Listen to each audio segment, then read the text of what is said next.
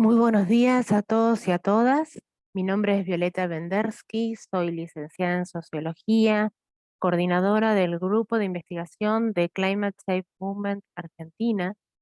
y en esta oportunidad quiero contarles acerca del concepto de soberanía alimentaria y del impacto que tiene el agronegocio sobre el medio ambiente. Los seres humanos somos capaces de hacer cosas increíbles, pero también generamos en todo el mundo muchísima desigualdad y muchísima pobreza,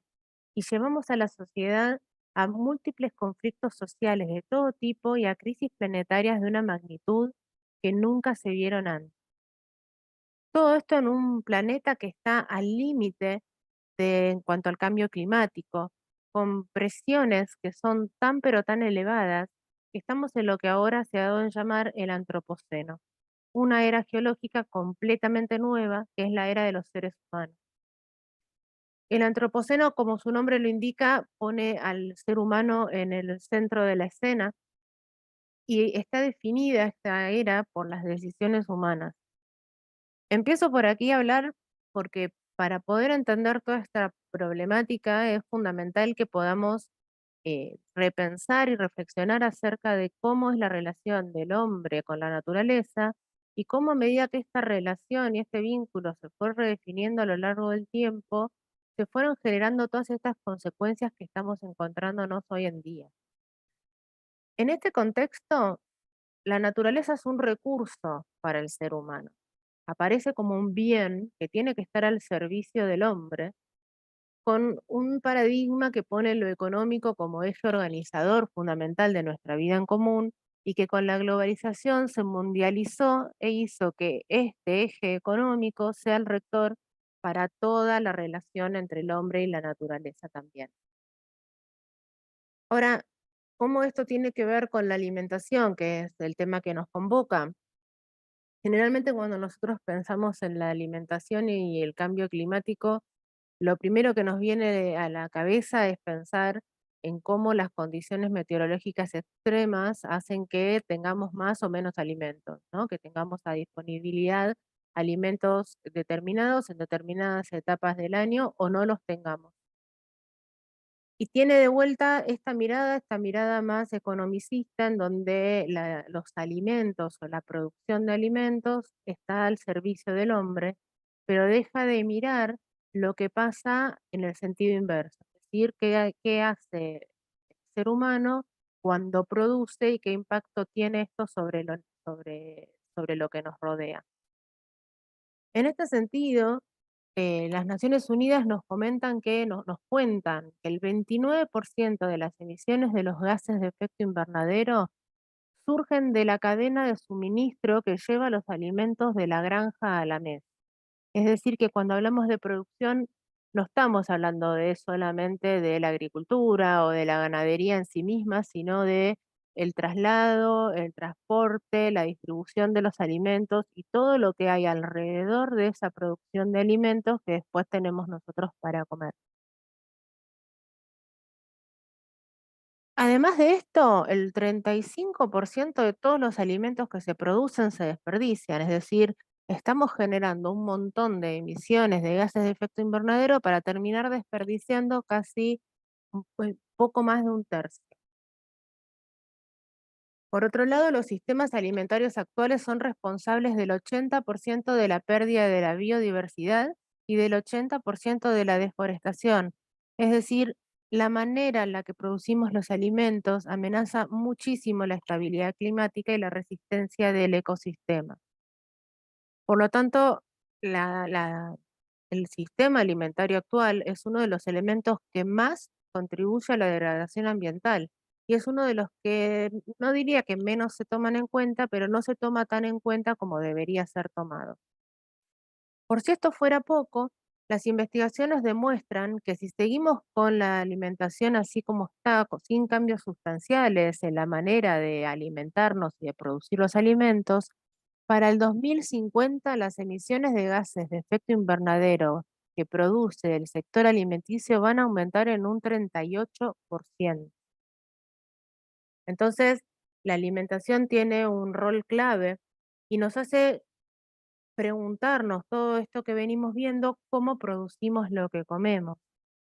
Solamente algunos datos para que tengamos en cuenta y bajemos como más a tierra lo que venimos hablando. En Sudamérica, la vegetación natural se está convirtiendo en pastizales y en monocultivos para sostener la producción ganadera, es decir, eh, los ecosistemas y la vegetación que debería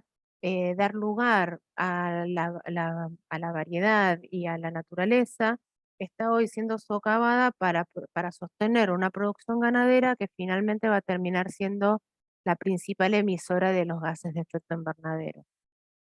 En África y en Asia hay formas sostenibles de ganadería, pero están perdiendo terreno frente a la agricultura industrializada que empieza a ocupar esas tierras para justamente cultivos forrajeros. Y hablando de los cultivos forrajeros, los principales productores de estos cultivos, que son los cultivos de alimentos que se le van a dar a los animales que finalmente la gente se va a comer, estos principales productores se encuentran entre los mayores consumidores de plaguicidas, que a su vez son los que más contaminan las aguas subterráneas y dañan la biodiversidad. Entonces vemos como todo un ciclo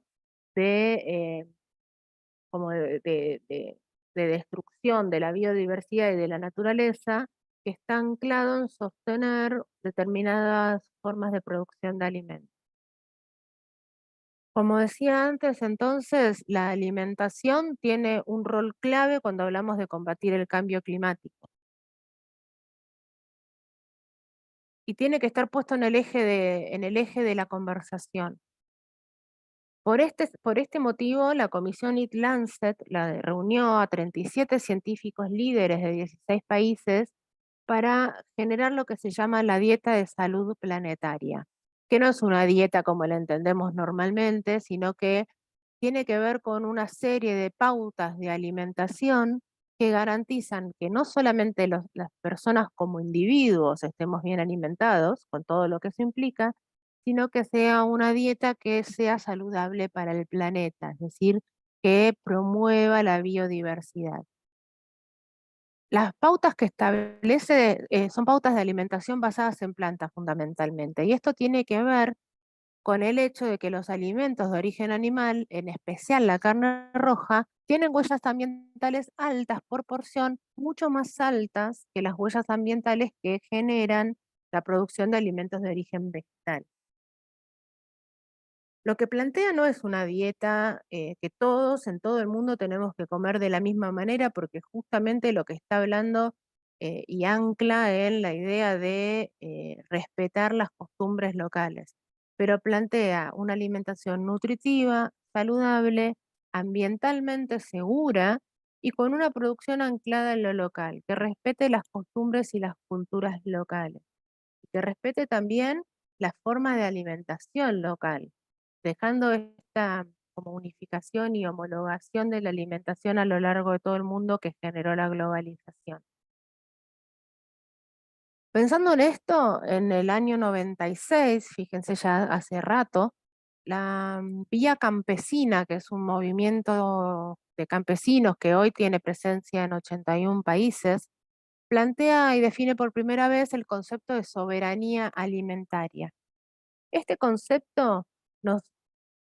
plantea el derecho de los pueblos a definir su propia alimentación y agricultura, el derecho a proteger y a regular la producción y la comercialización nacional a fin de lograr los objetivos de desarrollo sostenible, y fomenta la formulación de políticas y prácticas de comercio que sirvan a los derechos de los pueblos, a la alimentación y a la producción inocua, sana y ecológicamente sostenible. Plantea muchísimas cosas más, pero estos tres ejes son fundamentales y básicamente resumen esta idea de la necesidad de mirar localmente, de recuperar la cultura local y en función de eso poder producir con un enfoque más biocentrista, es decir, con un vínculo dialéctico con la naturaleza, en donde ya dejemos de tener dependencia de países centrales que monopolizan las semillas, monopolizan los fertilizantes, las estrategias de cultivo y tratan de unificar algo que en realidad tiene muchísima diversidad y riqueza. El problema es que los hábitos, los modelos de conducta, las pautas publicitarias, incluso las tradiciones culturales se combinan para promover el consumo de la carne. En Argentina, por ejemplo, se habla mucho de el país de la carne, el país que la cultura de la carne. Y todo eso promueve un consumo que básicamente eh, reproduce el status quo del cual se beneficia la industria alimentaria. Por lo tanto, tratan de, digamos, existe como mucha reticencia a generar algún tipo de cambio. A pesar del impacto ambiental global que tiene la carne, ningún país del mundo tiene hoy una estrategia para reducir el consumo o para transformar la producción, para pensar en esta idea de soberanía alimentaria. Sin embargo, los gobiernos pueden desempeñar un papel muy importante mediante las leyes. Hay que pensar la producción y el consumo como algo que se retroalimentan entre sí, no como dos ejes separados, en donde pensamos la producción por el lado y el consumo por el otro sin dialogar entre sí. En este sentido, el acuerdo basado en plantas plantea acciones concretas de individuos, de organizaciones, de empresas, de gobiernos hacia una alimentación sostenible, no solo por los claros beneficios éticos que puede tener en cuanto al cuidado del bienestar animal, sino también pensando en esta idea de promover la soberanía alimentaria, pensar otras formas de producir alimentos que no sean y que no atenten contra la biodiversidad y sobre todo planteando esta idea de la posibilidad de hacer un cambio desde lo individual también, tratando de dejar, digamos, correr del foco este mito de que solamente las grandes empresas, solamente los grandes poderes pueden generar cambios. El consumidor puede demandar productos que estén producidos, valga la redundancia, en función de una soberanía alimentaria y los gobiernos pueden promover otra forma de producir. Muchísimas gracias, espero que lo hayan disfrutado.